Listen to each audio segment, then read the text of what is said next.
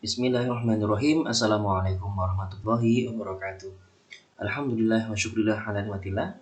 Selamat siang, selamat pagi anak-anak semuanya kelas 11. Alhamdulillah pada kali ini kita akan coba membahas mengenai mata pelajaran PAE dan Budi Pekerti pada bab melaksanakan perawatan jenazah. Pada kali ini kita akan coba membahas mengenai bagaimana caranya merawat jenazah setelah meninggal dunia dan bagaimana caranya memandikan jenazah. Baik, kita akan mulai. Nah, tujuan daripada pembelajaran ini di mana diharapkan siswa dapat menerapkan penyelenggaraan jenazah sesuai dengan ketentuan syariat Islam. Yang kedua, menunjukkan sikap tanggung jawab dan kerjasama dalam penyelenggaraan jenazah di masyarakat. Yang ketiga, menganalisis pelaksanaan penyelenggaraan jenazah. Dan yang terakhir adalah menyajikan prosedur penyelenggaraan jenazah.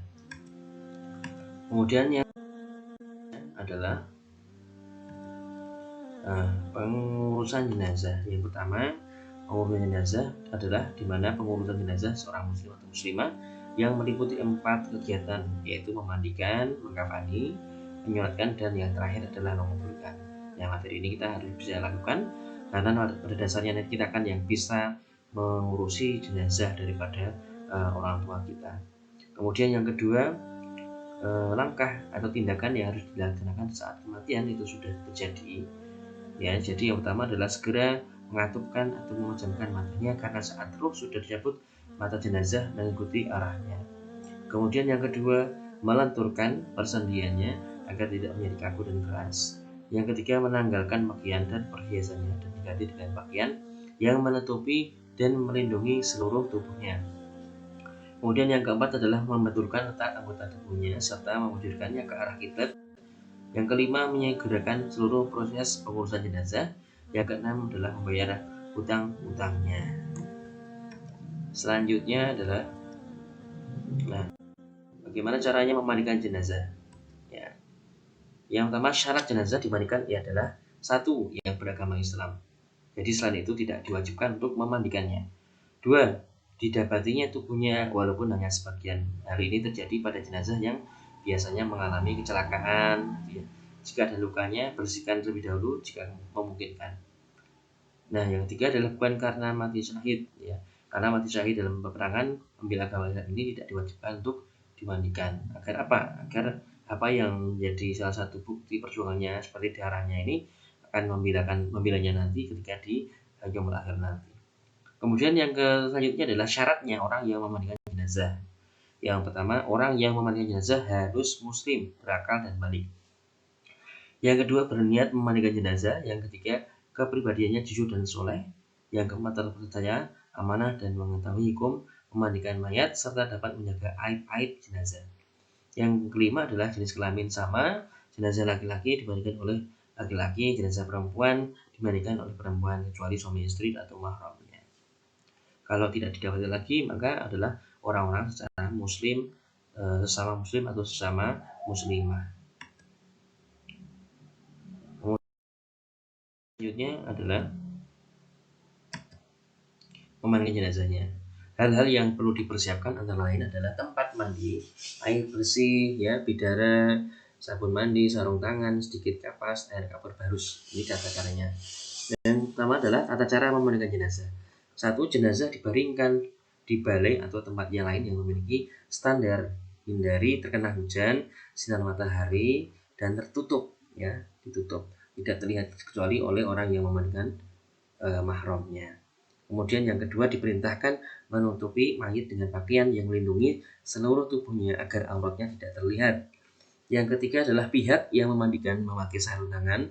Air yang digunakan untuk memandikan mayit adalah air suci dan disunahkan mencampurkannya dengan daun sider atau bidara atau larutan kapur barus. Yang keempat, menyiram air ke seluruh badan secara merata dari kepala sampai ke kaki. Disunahkan 3 kali atau lebih dengan mendahulukan anggota badan sebelah kanan lalu ke sebelah bagian kiri. Kelima, bersihkan giginya, lubang hidung, lubang telinga, celah ketiaknya, celah jari tangan atau jari kaki serta rambutnya. Yang keenam adalah membersihkan kotoran dan najis yang melekat pada anggota badan jenazah, khususnya di bagian perut dengan cara sedikit menekan ke bagian bawah perut, dan bersamaan dengan itu angkatlah sedikit bagian kepala dan badan sehingga kotoran yang ada di dalamnya dapat keluar.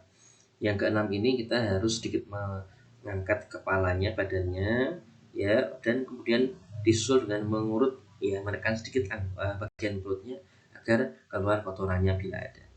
Yang ketujuh adalah mewudukan jenazah sebagaimana wudhu akan sholat terlebih setelah semuanya bersih. Yang terakhir adalah disirami dengan larutan kapur barus dan harum-haruman. Jadi yang paling terakhir ini adalah menyirami ya. Sebelum menyirami diwudukan. Nah, ada catatannya di sini, sidr atau bidara adalah jika dikucek maka akan keluar buih atau busanya, berfungsi sebagai sampo untuk menetralisir bau, dimana setelah 2 jam dari kematian maka mayat sudah memulai proses pembusukan. Nah, selanjutnya adalah mengkafani jenazah. Mengkafani jenazah adalah menutupi atau membungkus jenazah dengan sesuatu yang dapat menutupi tubuhnya, walau hanya sehelai kain dari ujung rambut sampai ujung kaki, meskipun para fuqaha atau ahli fikih memilahnya antara batas minimal dan batas sempurna.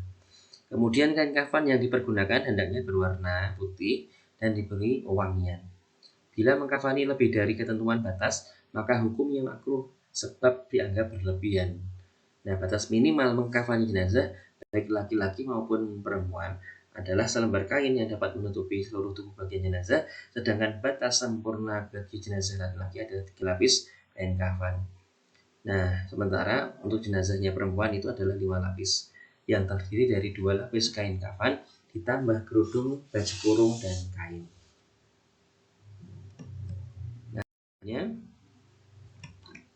Nah, hal-hal yang disunahkan dalam mengkafani jenazah. Nah, kain kafan yang digunakan hendaknya kain kafan yang bagus, bersih, dan menutupi seluruh tubuh ya. Kemudian kain kafannya hendak berwarna putih. Jumlah kain kafan untuk jenazah laki-laki hendaknya 3, sedangkan yang perempuan 5. Nah, beberapa hal yang perlu diperhatikan dalam mengkafani jenazah ini, di mana kain kafan ini diperoleh dengan cara yang halal, yakni dari harta peninggalan, ahli waris, atau diambil dari baitul mal jika tersedia atau dibebankan pada orang Islam yang mampu. Kemudian kain kafan hendaknya bersih, berwarna putih dan sederhana, tidak terlalu mahal dan tidak terlalu murah. Itu ya yang caranya. Tata caranya kafan jenazah laki-laki. Yang pertama, dibentangkan dahulu kafan helai demi helai, yang paling bawah lebih lebar dan lebih luas. Setiap lapisan diberi kapur barus. Sebelumnya ini sebelum ada kain kafannya ini kita membentangkan tali-talinya dahulu yang terbuat dari kain kafan itu sendiri.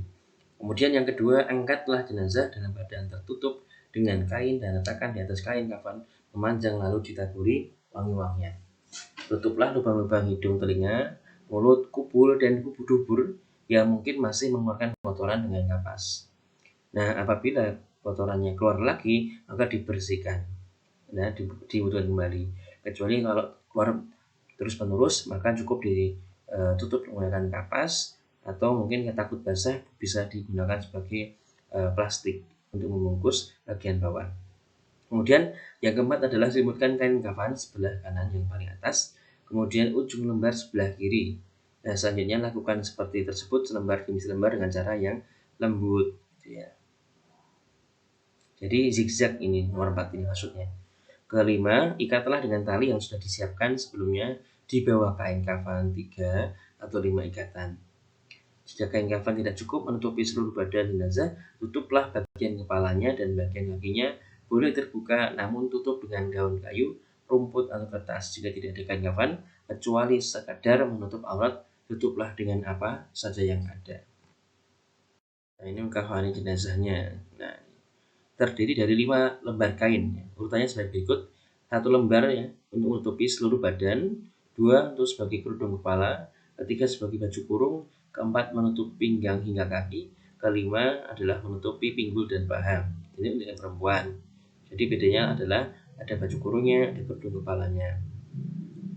Adapun tata cara mengkafani jenazah perempuan adalah yang pertama, susun kain kafan yang sudah dipotong-potong untuk masing-masing bagian dengan tertib. Lalu angkatlah jenazah dalam keadaan tertutup dengan kain, dan letakkan di atas kain kafan sejajar dengan serta taburi dengan wangi-wangian atau dengan kapur barus.